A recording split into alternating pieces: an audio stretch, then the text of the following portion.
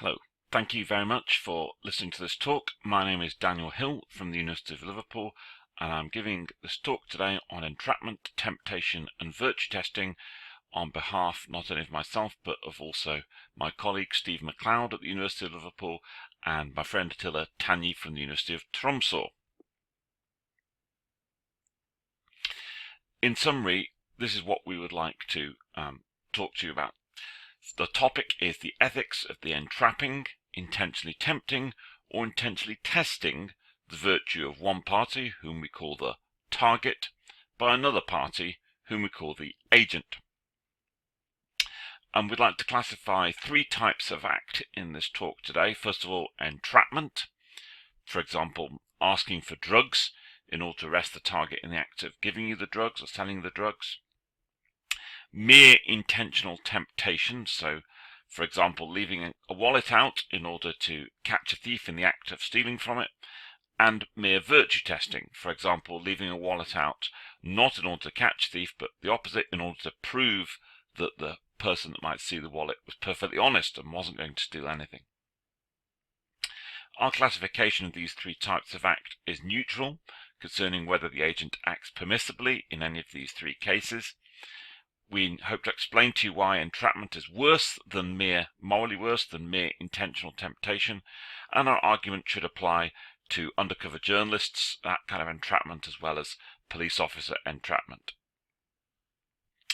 Here's the necessary and sufficient conditions we think hold for entrapment, building on our 2018 paper, The Concept of Entrapment, and there's a link there for you to check out the detailed argument for these conditions, which we haven't got time to go through today. So the first condition, the agent plans that a particular act, let's call it A, be committed. Secondly, A is criminal, immoral, embarrassing, or socially frowned upon in some way. Thirdly, the agent procures A by solicitation, persuasion, or incitement. Fourthly, the agent intends that A should, in principle, be traceable to the target by evidence that would link the target to A. Fifthly, the agent intends to be enabled or intends that a third party be enabled to prosecute or expose the target for having performed A. That's what we say are the necessary and sufficient conditions for entrapment. Now, we use the word procurement there, the word procure, and we have a very specific understanding of procurement in this talk. To procure, the agent must have an intentional influence via directly related communicative acts on the target's will. If all that the agent does, by contrast, is intentionally present the target with the opportunity to perform the act, then there's no procurement and hence no entrapment. If the agent engages only in indirectly related communicative acts, then there's no entrapment. For example, if an undercover officer says, "Oh, look at me, I've got lots of money on me," to try and entice a mugger, might be a bit more subtle than that in reality, then that would not be entrapment because it's indirectly related. If the agent says, "Let's go and mug somebody," then that is directly related entrapment. Directly related communicative acts and entrapment. Temptation. Temptation, we say, primarily concerns the emotions, not actions. Here we're picking up on a definition by Paul Hughes of temptation in 2 articles of hyperlink there. Hughes says that when a target is tempted, the target experiences an urge to perform an act A, while also being to some degree internally conflicted about that urge. So we agree with that. If the target feels tempted to perform A and as a direct result attempts to perform A, then we add the target has succumbed to temptation even if the attempt to perform A is unsuccessful. Let us compare and contrast entrapment and temptation. They're not the same thing. Being entrapped into performing A is not the same as performing A as a direct result of temptation. Entrapment, say it again, essentially involves procurement, that is, certain directly related communicative acts. For there to be temptation, however, there need not be any procurement or attempted procurement of the action A. Just leaving a wallet out would not be procurement. Saying to the target, "Why not steal that wallet?" would be procurement. even saying there's a wallet over there would not necessarily be procurement. That would be indirectly related, not directly related communicative act. Now I want to distinguish virtue testing from intentional temptation. We say that virtue testing is distinct from intentional temptation because virtue testing occurs when an agent intentionally presents a target with an opportunity to perform this action A in order to discover or demonstrate whether the target is disposed to perform the action A. So in virtue testing, the agent presents the target with the opportunity for doing A, but doesn't need to have the intention the target perform or be tempted to perform the action A. And secondly, the agent need not procure the action A. So I hope you could see that virtue testing is quite different. If you're just wanting to prove that all your neighbours are honest and leave a wallet out, you're presenting them with the opportunity for stealing, but you don't intend in this example that they actually steal, and you're not procuring any theft. Trust versus temptation. Whenever we trust somebody, we intentionally present them with an opportunity to do wrong. But trusting someone is not the same as tempting them, even though it may be a test for them. When an agent intentionally tempts a target, the agent presents the target with the opportunity to do this action A, intending that the target will experience an urge to do that action A. So the agent might leave a wallet out intending the target, prove their honesty, and feel no urge at all to steal for mere trusting, mere testing of somebody. If it's to be an intentional temptation, then they have to have that intention that they feel the urge to steal. So I hope you can see they're quite different in our view, these two, trust and temptation. Now, Paul Hughes, has an argument in which he tries to link together the notions of entrapment and temptation and to explain in his idea why entrapment is wrong, and the answer is because it involves temptation and gets its wrongness from the wrongness of temptation. So here's a paraphrase of his argument. He says, entrapment must involve the intentional temptation of the target by the agent. Entrapment, he says, like intentional temptation in general, compromises or undermines the autonomy of the entrapped person, the target. Autonomy is required for reasonable ascriptions of moral and legal responsibility, he says. And finally, he concludes, the moral problem with entrapment is that it defeats an essential condition of criminal liability. So that's an interesting argument saying why entrapment is wrong, but we don't accept it. The main problem we see for today's talk is that not all cases of entrapment do actually involve intentional temptation. All the agent need intend in order to entrap is that the target intentionally perform the forbidden action A.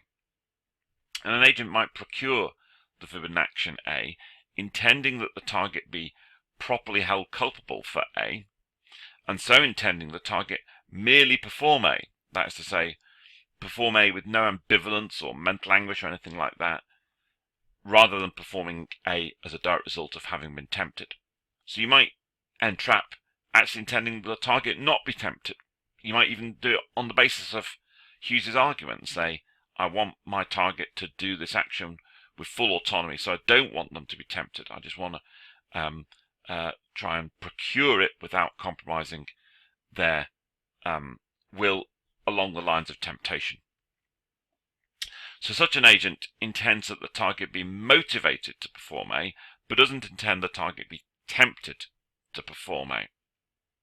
Now, we're not, of course, saying that that means entrapment's fine. We have a different suggestion. We think this is a better argument for what's wrong, to explain what's wrong with entrapment, and we call it the argument from moral alliance. And here's the argument set out in standard form. Premise 1, in entrapment, the agent procures the target's performance of this action A.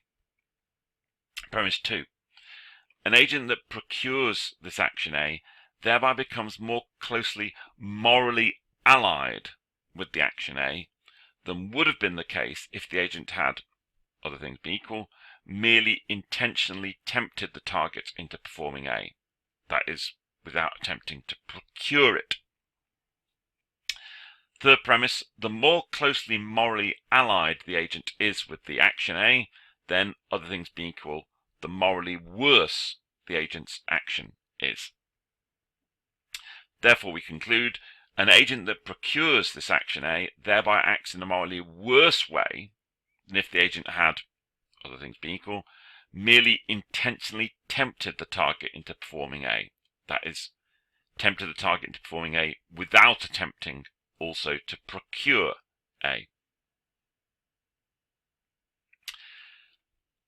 We're looking here at entrapment from an agent-centered view. We're not saying that's the only way to look at it, but we think that's an important way to look at it. And on this way of looking at it, entrapment to perform A is morally bad, we say, because it allies the agent via their procurement or attempted procurement of the forbidden action A with that action A. And this attempted procurement of the act A involves the agent in commending, requesting, or enjoining the performance of A. And that's, we think, what makes it bad, because it allies the agent with the forbidden act. Compare this. Lying is worse, we say, other things being equal, than mere deception. Why? Because we say in lying, one allies oneself, via one's verbal act, more deeply with the false content than one does in mere deception. Here's an example that we hope might help to explain a bit. Suppose that the agent is wondering how to get the target to perform this impermissible act A. Well, the agent might decide to entrap the target by enjoining the target to do A. Or the agent might decide merely to present to the target the opportunity to do A, hoping, maybe intending the target will see this opportunity as alluring, but without enjoining it or recommending it in any way. Now we say, other things being equal, the first option, entrapment via procurement, is morally worse. This is because in performing the communicative acts that are intended to procure the action A, the agent becomes, we say, strongly allied with that action A. Now compare this with the example I gave just a minute ago of lying versus deception. Suppose that the agent is wondering how to get the target to hold a certain false belief. Let's call it B.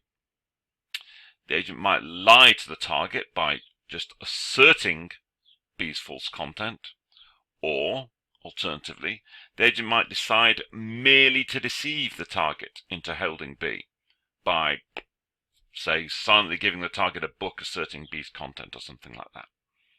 Now, other things being equal, we say the first option is morally worse. It's morally worse to lie than merely to deceive. And this is because in performing the communicative act of asserting B's content, the agent, we say, becomes strongly allied with that content, the false content. Here's a little argument for the conclusion that entrapment is worse than mere temptation.